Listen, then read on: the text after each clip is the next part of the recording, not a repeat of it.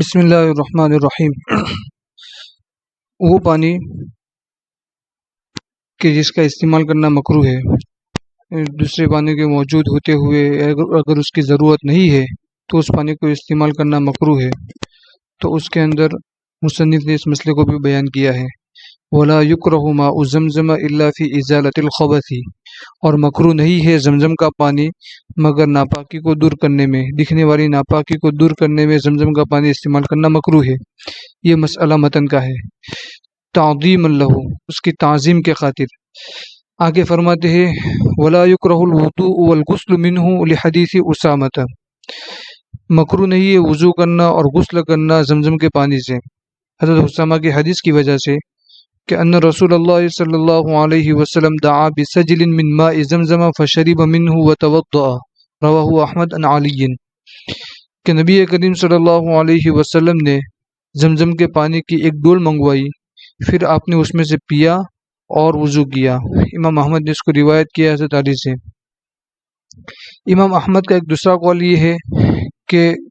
زمزم کے پانی سے غسل کرنا مکروہ ہے، لیکن اس قول کو ہمیں یاد نہیں رکھنا ہے، یاد تو صرف اسی قول کو رکھنا ہے۔ کیوں مکروہ ہے؟ اس لیے کہ حضرت عباس رضی اللہ تعالیٰ عنہ نے فرمایا کہ میں اس کو غسل کرنے والے کے لیے حلال نہیں رکھتا ہوں۔ اور وخص شیخ تقی الدین الکراہت بغسل الجنابتی، اور شیخ تقی الدین نے کراہت کو غسل جنابت کے ساتھ خاص کیا ہے، یعنی وہ کہتے ہیں کہ جنابت کا غسل اگر زمزم کے پانی سے کرے گا تو یہ مکروہ ہوگا۔ مائع طہور کی چوتھی قسم، وماء لا يكره كماء البحر والآبار والعيون والأنهار والحمام والمسخن بالشمس والمتغير بطول المكث أو بالريح من نحو ميتة أو بما يشق صون الماء عنه كتحلب وورق شجر ما لم يوضع۔ ترجمہ، اور وہ پانی کہ جو مکروہ نہیں ہے، جس کا استعمال کرنا مکروہ نہیں ہے، جیسے کہ سمندر کا پانی، کنووں کا پانی، چشموں کا پانی، نہروں کا پانی، غسل خانوں کا پانی۔ پہلے زمانے میں جو غسل خانے ہوا کرتے تھے، بڑے بڑے غسل خانے جس میں لوگ جا کر نہاتے تھے، اور سورج سے گرم کیا ہوا پانی، سورج کی تماچت سے گرم کیا ہوا پانی، اور لمبے زمانے تک رہنے کی وجہ سے بدلا ہوا پانی، یا مردار جیسی کسی چیز، مردار کی طرف سے آنے والی ہوا یا کسی گندگی سے گزرنے والی ہوا سے متغیر اور بدل جانے والا پانی، یا وہ پانی کہ جس سے پانی کو بچانا، یعنی وہ چیز جس سے پانی کو بچانا مشکل ہے، یا وہ پانی ایسی چیز سے بدل گیا ہو کہ جس سے پانی کو بچانا مشکل اور دشوار ہو، جیسے کہ کائے وغیرہ جم جانے کی وجہ سے پانی کا استعمال کرنا مکروہ نہیں ہوگا، بلکہ اس پانی سے وضو کرنا صحیح ہوگا۔ اسی طرح درخت کے پتے، لیکن مصنف نے ساتھ ہی شرط لگائی کہ وہ دونوں رکھے نہ گئے ہوں، یعنی جب کہ کائی اور درخت کے پتے کہ جس کی وجہ سے پانی بدل گیا تو اس پانی سے وضو کرنا صحیح ہے، لیکن اگر درخت کے پتے رکھ دیے گئے تو پھر مکراہت آ جائے گی۔ اس مسئلے کو ہم منار میں اچھی طرح سمجھ لیتے ہیں۔ منار السبیل والے فرماتے ہیں کہ ان پانی سے وضو اور غسل کرنا کیوں مکروہ نہیں ہے بلکہ صحیح ہے، اس لیے کہ وہ حدیث گزر گئی، کیونکہ سمندر کے متعلق حضور صاحب نے فرمایا الحل میتتہ الطہور ماؤہ۔ اسی طرح کنواں اور چشمہ اور نہروں کا پانی۔ حضرت ابو سعید رضی اللہ تعالیٰ عنہ کی روایت ہے قیل یا رسول اللہ انا اتوضأ من بئر بضاعة وهي بئر يلقى فيها الحيض ولحوم الكلاب والنتن، فقال صلی اللہ علیہ وسلم الماء طہور لا ينجسه شيء، رواه احمد وابو داود والترمذی۔ آپ صلی اللہ علیہ وسلم سے فرمایا گیا کیا ہم بئر بضاعہ سے وضو کر سکتے ہیں؟ یہ وہ کنواں ہے جس میں حیض کے کپڑے कुत्तों का गोश्त और गंदगियाँ वगैरह डाली जाती थी। आप सल्लल्लाहु अलैहि वसल्लम ने फरमाया पानी पाक है, उसको कोई चीज़ नापाक नहीं कर सकती है। इमाम अहमद, तिरमिज़ी वगैरह ने रिवायत किया है। इसी तरह एक और हदीस में हुज़ूर ने फरमाया अरअयतुम लौ अन्न नहरन बिबाबि अहदिकुम यगतसिलु मिन्हु कुल्ल यौमिन खम्स मर्रातिन हल यबqa मिन दरनिही शैउन। तुम्हारा क्या ख्याल है कि अगर तुम में से किसी के दरवाजे पर एक नहर गुजरती हो जिससे वो रोज़ाना 5 मरतबा गुस्ल करता हो, क्या उसके मेल में से कोई चीज़ बाकी रहेगी? तो इस हदीस से भी पता चला कि नहर का पानी बिल्कुल पाक है। इसी तरह गुस्ल खाने का पानी, लिअन्न सहाबत दखलुल हम्माम वरुख्खिसु फीही, इसलिए कि सहाबा गुस्ल खानों में जाया करते थे और गुस्ल खानों के मुतालिक सहाबा ने रुखसत भी दी है। आगे फरमाते हैं वमन नुकिल अन्हुल कराहतु उल्लिल बिखौफि मुशाहदतिल औरति औ क़स्दु तनअ्उम बिही। जिन लोगों ने कराहत नकल की है, यानी जिन लोगों से गुस्ल खाने में जाने की कराहत नकल की गई है, तो उसकी तालील कर ली जाएगी इस बात से कि सतर के मुशाहदे का वहाँ खौफ होता था, या तनअ्उम का यानी गुस्ल खानों में जाकर नहाना, यानी स्विमिंग पूल की तरह आज के ज़माने का जो स्विमिंग पूल वगैरह होता है वो शक्ल है, तो इस वजह से उन लोगों ने कराहत नकल की है। लेकिन मतन की इबारत है हम्माम में जाकर गुस्ल करना दुरुस्त है, उसमें कोई कराहत नहीं है। इसी तरह हज़रत उमर रज़ियल्लाहु तआला अन्हु के मुतालिक भी ये मनकुल है कि अन्नहु कान युसख्खनु लहु माउन फ़ी कुमतुम फ़यग़तसिलु बिही, कि हज़रत उमर रज़ियल्लाहु तआला अन्हु के लिए पानी गर्म किया जाता था कुमकुम में, बस आप उससे गुस्ल फरमाया करते थे। इसी तरह इब्न अबी शैबा ने भी नकल किया है हज़रत उमर से कि हज़रत इब्न उमर रज़ियल्लाहु तआला अन्हु गर्म पानी से गुस्ल करते थे। तो इससे पता चलता है कि जिस तरह गुस्ल खानों में गर्म पानी से गुस्ल किया जाता है, तो ये भी गर्म पानी से गुस्ल करते हैं, तो हम्माम में जाकर गुस्ल करना भी सही है, कोई कराहत नहीं है। आगे फरमाते हैं कि सूरज से गर्म किया हुआ पानी मकरूह नहीं है। इमाम शाफी रहमतुल्लाह अलैह से मनकुल है कि तहारत है को वक़ौल शाफी तुकरहु तहारतु बिमा कुसीद तशमीसुहु, के पाकी हासिल करना मकरूह होगा उस पानी से जिसको धूप दिखाना मकसूद हो। लेकिन आगे फरमाते हैं क्योंकि एक हदीस में है ला तफ़अली फ़इन्नहु यूरिथुल बरस, कि ऐसा मत करो क्योंकि ये कोढ़ की बीमारी को जन्म देता है। दारक़ुतनी ने इसको रिवायत किया है। लेकिन साहिब मनार इसका जवाब देते हैं कि सूरज से गर्म किए हुए पानी से गुस्ल करना, तहारत हासिल करना कोई कराहत नहीं है, इसलिए कि इस रिवायत में जो आया है कि ये कोढ़ की बीमारी को जन्म देता है, तो इसके मुतालिक वो फरमाते हैं कि अगर मकरूह ज़रर की वजह से है तो धूप दिखाने का कस्द करके धूप दिखाना यानी उसको गर्म करने के कस्द के बारे में इख्तिलाफ ना होता है। गर्म करना, धूप दिखाकर गर्म करना और उसको गर्म न करना, उसके बारे में कोई इख्तिलाफ ना होता। लेकिन इन सब बातों को हमें याद नहीं रखना है, सिर्फ इसको याद रखना है कि सूरज से गर्म किए हुए पानी से गुस्ल करना या वज़ू करना उसमें कोई कराहत नहीं है। इसी तरह आगे फरमाते हैं कि लंबे ज़माने तक रखने की वजह से बदल जाने वाला पानी, उससे भी गुस्ल और वज़ू करना मकरूह नहीं है, बल्कि वो ऐसा पानी है जिसको इस्तेमाल करना बिल्कुल दुरुस्त है। इस पानी को माए आजिन कहते हैं, वहुवल आजिनु। इसके नीचे मैंने लकीर खींची है ताकि अच्छी तरह जहन में रहे कि माए आजिन किसे कहते हैं, जो लंबे ज़माने तक रखने की वजह से बदल गया हो उस पानी को माए आजिन कहते हैं। इब्न मुंज़िर रहमतुल्लाह अलैह फरमाते हैं कि अजमा कुल्लु मन नहफ़ज़ अन्हु अन्नल वुदूअ बिल माइल आजिन जाइज़ुन सिवा इब्न सीरीन, के जिन लोगों से हमें याद है सबका ये इत्तिफाक है कि माए आजिन के ज़रिए से वज़ू करना जायज़ है, सिवा इब्न सीरीन रहमतुल्लाह अलैह वो ना कहते हैं। इसी तरह इसके नीचे भी लकीर खींची है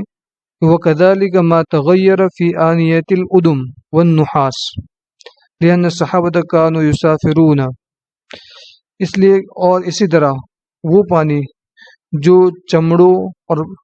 پیتل کے برتنوں میں رکھنے کی وجہ سے بدل گیا ہو تو اس سے بھی پاکی حاصل کرنا بالکل صحیح ہے، کیونکہ صحابہ رضی اللہ تعالی عنہم سفر کیا کرتے تھے۔ وغالب اسقیتہم الادم، اور ان کے اکثر جو برتن ہوتے تھے وہ چمڑوں کے ہوتے تھے۔ وہی تغیر اوصاف الماء عادتاً، اور یہ چمڑے کے برتن عادتاً پانی کے وصفوں کو بدل دیتے ہیں۔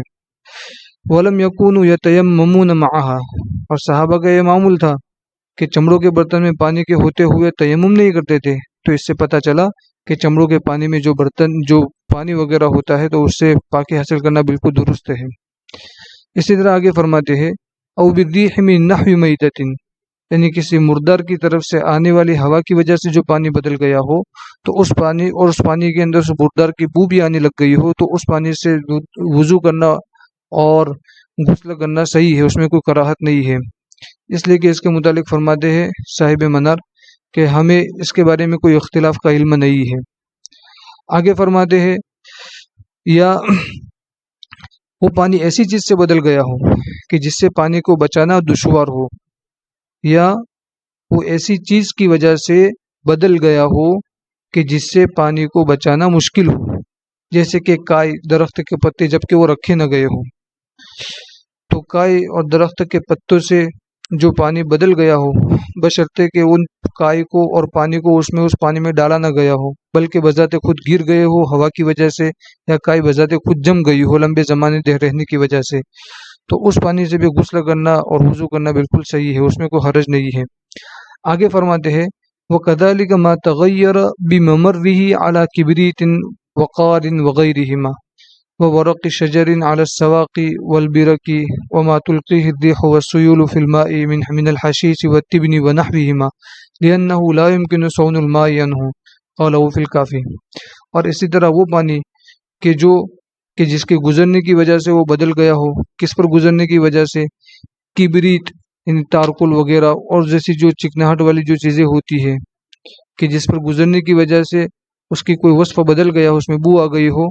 تو اس سے بھی وضو کرنا صحیح ہے۔ اسی طرح چھوٹی چھوٹی نالیوں کے اندر جو درخت کے پتے گر جاتے ہیں اور جو ہواؤں کی وجہ سے اور سیلاب کی وجہ سے پانی میں جو گھاس وغیرہ اور گھاس وغیرہ اور کچرا وغیرہ جو آتا ہے جس کی وجہ سے اگر پانی بدل گیا ہو تو اس پانی سے وضو کرنا صحیح ہے، کیونکہ ایک ہی قاعدہ ہے کہ اس سے پانی کو بچانا ممکن نہیں ہے، تو جس چیز سے پانی کو بچانا ممکن نہ ہو اور اس چیز کی وجہ سے وہ پانی بدل گیا ہو تو اس پانی سے وضو کرنا، غسل کرنا بالکل درست ہے۔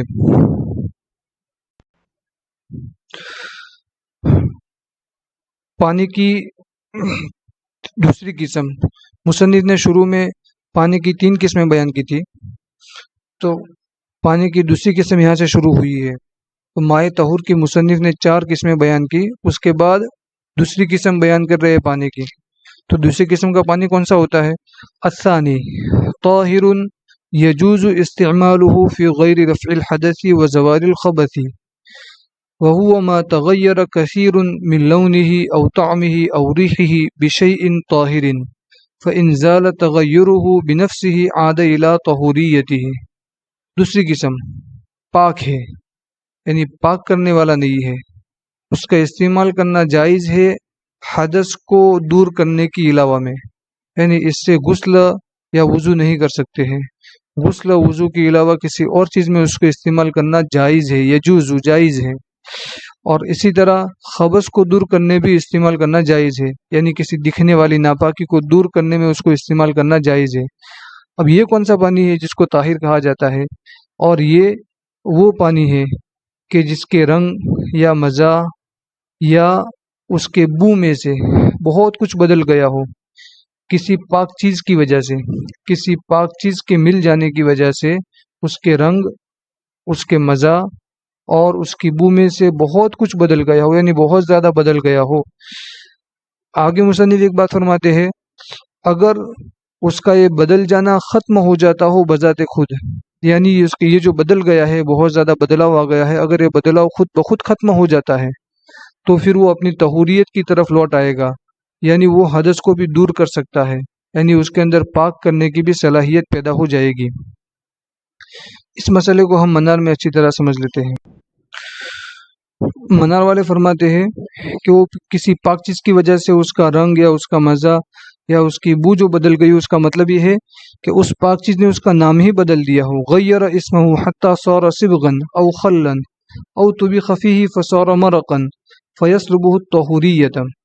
کہ اس نے اس کا نام ہی بدل دیا ہو یہاں تک کہ وہ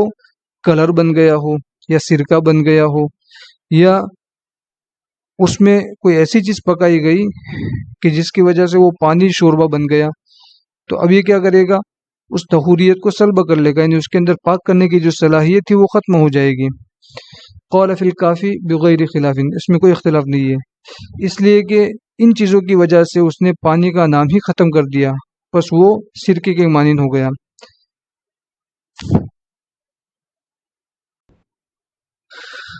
آگے صاحب متن فرماتے ہیں وَمِنَ الطَّاهِرِ مَا كَانَ قَلِيلًا وَاسْتُعْمِلَ فِي رَفْعِ حَدَثٍ أَوْ انْغَمَسَتْ فِيهِ كُلُّ يَدِ الْمُسْلِمِ الْمُكَلَّفِ النَّائِمِ لَيْلًا نَوْمًا يَنْقُضُ الْوُضُوءَ قبل غسلها ثلاثا بنیۃ وتسمیۃ وذلك واجب، کہ مائع طاہر جو حدث کو دور نہیں کر سکتا ہے بلکہ خبث کو تو دور کر سکتا ہے، تو اس پانی کی قسم میں سے ایک وہ پانی بھی ہے جو تھوڑا ہو اور اس کو حدث کے دور کرنے میں استعمال کر لیا گیا ہو، یعنی جس پانی سے غسل کیا ہو یا پھر وضو کیا ہو تو اور وہ پانی تھوڑا ہو تو وہ پانی طاہر ہے، مطہر نہیں ہے. یا اس پانی کے اندر ڈوب گیا ہو مکلف مسلمان کا پورا ہاتھ، رات کو ایسی نیند سونے والا ہو کہ جس نیند سے جو نیند وضو کو توڑ دیتی ہے، اس ہاتھ کو 2-3 مرتبہ دھونے سے پہلے نیت کے ساتھ اور بسم اللہ کے ساتھ، اور یہ واجب ہے. یہ کیا کہنا چاہتے ہیں کہ رات کو سونے والا مسلمان مکلف، رات کو ایسی نیند سونے والا مسلمان مکلف کا پورا ہاتھ اس پانی میں چلا گیا ہو کہ وہ نیند وضو کو توڑ دیتی ہو، یعنی رات کو وہ اس طرح سویا کہ وہ نیند ناقض وضو ہے، اور پھر اٹھ کر وہ مسلمان جو سونے والا تھا مکلف تھا اور اس نے اس کا پورا ہاتھ اس نے کسی پانی میں ڈال دیا. کب؟ جبکہ اس نے اپنے ہاتھ کو 3 مرتبہ نیت اور بسم اللہ کے بغیر جبکہ اس نے اپنے ہاتھ کو 3 مرتبہ دھونے سے پہلے، اور 3 مرتبہ کس طرح دھونے سے پہلے؟ نیت اور بسم اللہ پڑھے بغیر 3 مرتبہ دھونے سے پہلے اس نے اگر اس میں ڈال دیا تو وہ پانی طاہر ہو جائے گا، اس میں مطہر رہے گا نہیں، طہوریت کی صفت ختم ہو جائے گی، اور یہ واجب ہے. مصنف کیا کہنا چاہتے ہیں کہ بھئی سو کر اٹھنے سے پہلے، رات کو سو کر اٹھنے کے بعد اس طرح سویا ہو کہ وہ نیند ناقض وضو ہو، تو سو کر اٹھنے کے بعد 3 مرتبہ ہاتھ دھونا نیت اور بسم اللہ پڑھ کر واجب ہے. وذالک واجب، اس کا اشارہ اس کی طرف ہے، قبل غسلها 3 بنیۃ وتسمیۃ، یعنی رات کو اٹھنے کے بعد 3 مرتبہ نیت اور بسم اللہ کے ساتھ ہاتھ دھو کر کسی برتن میں ہاتھ ڈالنا، بسم اللہ پڑھ کر ہاتھ دھونا واجب ہے. اس کے بعد جو کام کرنا ہو کر سکتا ہے.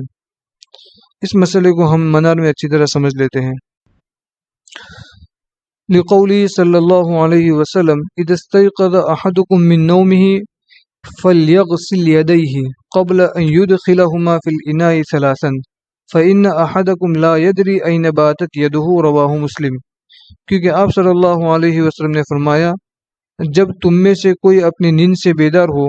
تو چاہیے کہ وہ اپنے دونوں ہاتھوں کو دھو لے، ان دونوں کو برتن میں داخل کرنے سے پہلے. کتنی مرتبہ؟ 3 مرتبہ دھو لے، کیونکہ تم میں سے کسی کو معلوم نہیں ہوتا ہے کہ اس کے ہاتھ نے رات کہاں گزاری. امام مسلم نے اس کو روایت کیا ہے. آگے فرماتے ہیں وَيَفْتَقِرُ لِلنِّيَّةِ لِحَدِيثِ إِنَّمَا الْأَعْمَالُ بِالنِّيَّاتِ وَلِلتَّسْمِيَّةِ قِيَاسًا عَلَى الْوُضُوءِ. فرماتے ہیں کہ اس حدیث میں نیت کی تو کوئی بات نہیں ہے، تو نیت کی ضرورت کیوں پڑے گی رات کو اٹھنے کے بعد نیت اور بسم اللہ کے ساتھ 3 مرتبہ ہاتھ دھونے کی؟ اس لیے کہ حدیث حضرت عمر رضی اللہ تعالیٰ عنہ کی جو حدیث ہے کہ انما الاعمال بالنیات، کہ اعمال کا دار و مدار نیتوں پر ہے، اور بسم اللہ کی ضرورت اس وجہ سے پڑے گی کہ وضو پر قیاس کرتے ہوئے، کیونکہ حنابلہ کے یہاں وضو کے شروع میں بسم اللہ پڑھنا واجب ہے۔